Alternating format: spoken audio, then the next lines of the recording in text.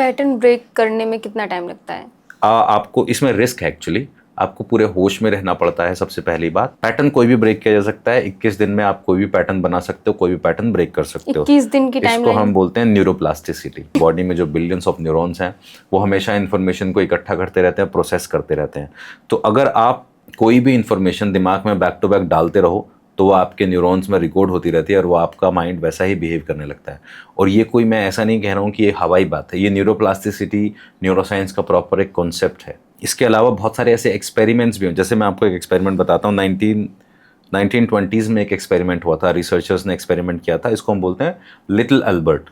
Little Albert experiment मतलब एक बच्चा था कुछ 9, 10, 11 महीने का, उसके ऊपर ये एक्सपेरिमेंट किया गया था।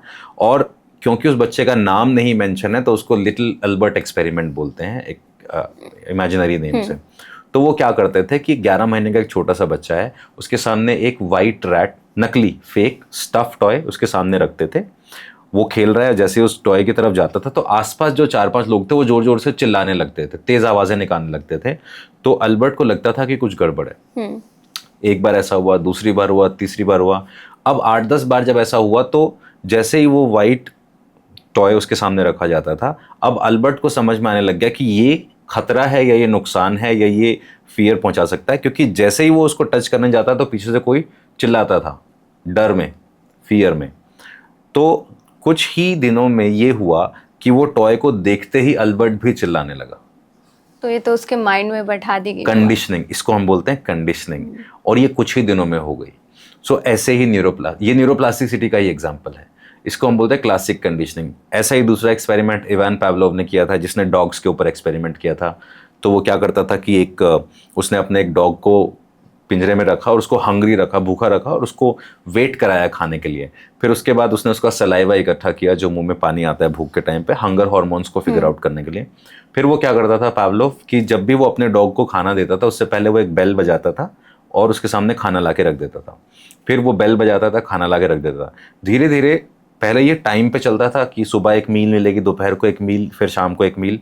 फिर उसने देखा कि टाइम मैटर ही नहीं करता है। जैसे ही घंटी बजती है डॉग के मुंह में सेम सलाइवा आने लगता है, क्योंकि उसकी कंडीशनिंग हो चुकी है कि this bell is equal to food, अब मुझे खाना मिलेगा।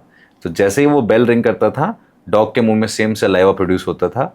इससे हमने ये फिगर आउट किया कि कंडीशनिंग, एक्सटर्नल फैक्टर्स हमारे अंदर कैसे चेंजेस लाते हैं।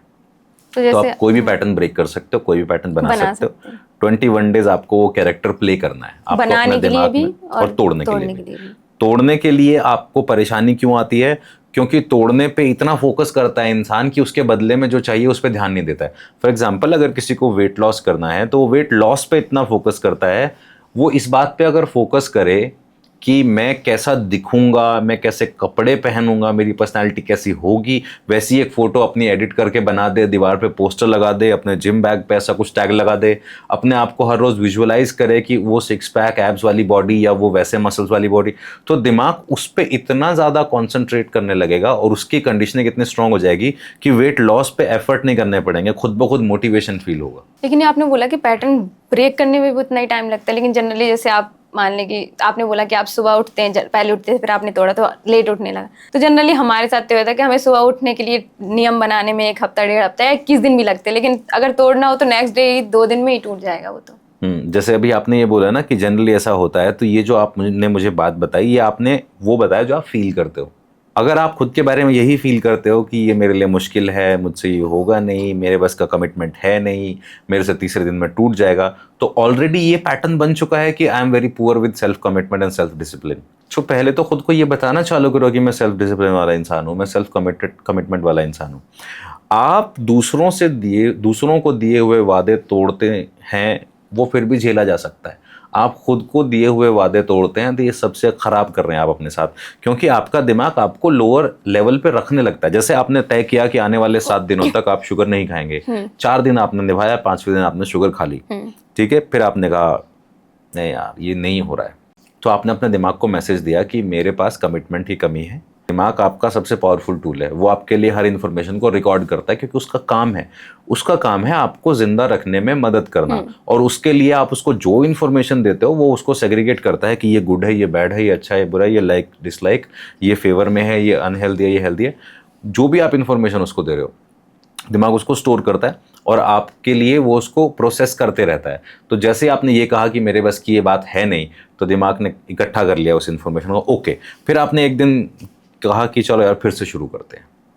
फिर आपने सुबह फिर से उठना चालू किया, 5 बजे का अलार्म लगा दिया और आप 4 दिन उठे, 5वें दिन फिर आप नहीं उठे, पैटर्न टूट गया। दिमाग बोलेगा देखो भाई पहले भी यही हुआ था तुम्हारे साथ, अब फिर यही हो रहा है, तो इसका मतलब तुम्हारे बस की बात है नहीं, क्योंकि ये इन्फॉर्मेशन आपने उसको सिखाई है, अब वो आपको कह रहा है तुम्हारे बस की बात है नहीं। तो जितना ज़्यादा हम अपने बारे में अफर्मेटिव फॉर्म में, अफर्मेटिव सेंटेंसेस में ये सब चीज़ें बोलते हैं, सोचते हैं, दिमाग उतना ही ज़्यादा उस बिलीफ को स्ट्रॉन्ग करता चला जाता है। ये भी न्यूरोप्लास्टिसिटी ही है, ये भी प्रोग्रामिंग ही है, बट ये अनप्रोडक्टिव प्रोग्रामिंग है, ये फ्रूटफुल प्रोग्रामिंग नहीं है। आप फ्रूटफुल प्रोग्रामिंग करें या आप अनप्रोडक्टिव प्रोग्रामिंग करें, दिमाग तो प्रोग्राम हो ही रहा है। तो जब वो खुद हो ही रहा है तो उसको होश में रह के कॉन्शियसली प्रोग्राम करें ना। तो वो जो पूरा 11 महीने जो मैं डिसिप्लिन में रहता हूँ, वो 1 महीना मैं खुद को उस डिसिप्लिन से बाहर निकाल के दिमाग को छोड़ देता हूँ। तो उस 1 महीने में आपकी एनर्जी ज़्यादा लगती होगी फिर? शुरू के कुछ दिन मुझे लगता है बहुत बढ़िया जा रहे हैं, मज़ा आ रहा है। फिर उसके बाद धीरे धीरे ये लगने लगता है कि अब इसमें भी मज़ा आना बंद हो गया है, क्योंकि वो 11 महीने की कंडीशनिंग हो गई थी। फिर दिमाग अपने आप ही जागने लगता है, अपने आप ही किताब की तरफ भागने लगता है, अपने आप ही वीडियोस देखने की तरफ भागने लगता है, डेटा की तरफ, रिसर्च पेपर की तरफ। फिर उसके बाद मैं वापस आता हूँ कि ये पैटर्न भी मुझे तोड़ना है। Then I become neutral. वो लास्ट के 5-10 दिन ऐसे होते हैं जब बोरियत भी होती है, शांति भी होती है, डिसिप्लिन भी वापस आ रहा होता है, चीज़ें नई भी हो चुकी होती हैं, कुछ मिक्स सा होता है। फिर उस 5-6 दिन में सेल्फ ऑब्जर्वेशन में चले जाता हूँ कि जो नया निकल के आया इसमें क्या बढ़िया था, क्या कैरी फॉरवर्ड करना है, क्या छोड़ देना है।